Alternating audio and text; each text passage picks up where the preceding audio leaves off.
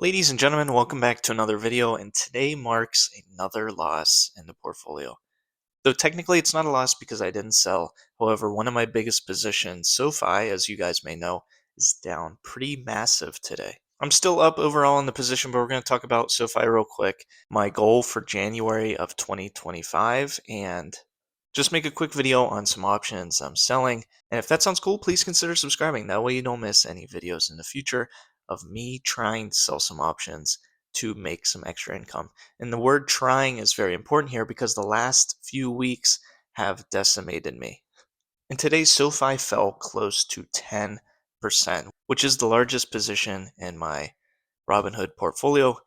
But honestly, I'm not scared whatsoever because the slide is from an analyst over at KBW, which I didn't even know who that was, downgrading SoFi stock and changing the price target from $7 to $8, noting that there's going to be a long road ahead and a hard road ahead, which they've been saying for the last 3 years. So this is really nothing new coming from them. And when I say them, I just mean analysts typically in general when it comes to SoFi. And because of this, I've actually sold a couple puts on SoFi today. And I also rolled some of my other positions, so I made some more premium just doing that. Earlier in the morning, I sold two $14 puts, and if we hop over to my spreadsheet, which by the way, I had to make a new tab for January of 2025 because it is a new month. And so far, I have sold 3 puts this month.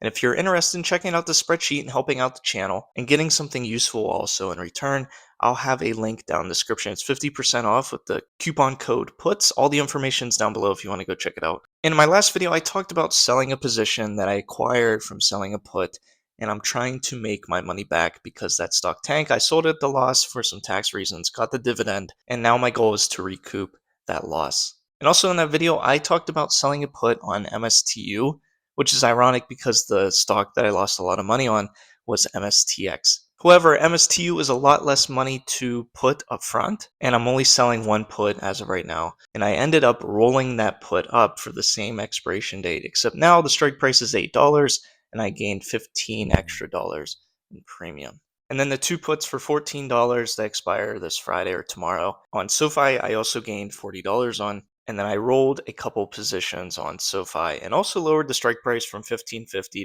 to $15 and gained $22 that way. And so my goal for January is through capital appreciation after selling options and from premium of selling options, I want to see how quickly I can regain $5,000 because that was my loss from MSTX. And I'm pretty salty about that, so I'm determined to make that back. And so far, just today, $77 in premium, which is far off from 5,000.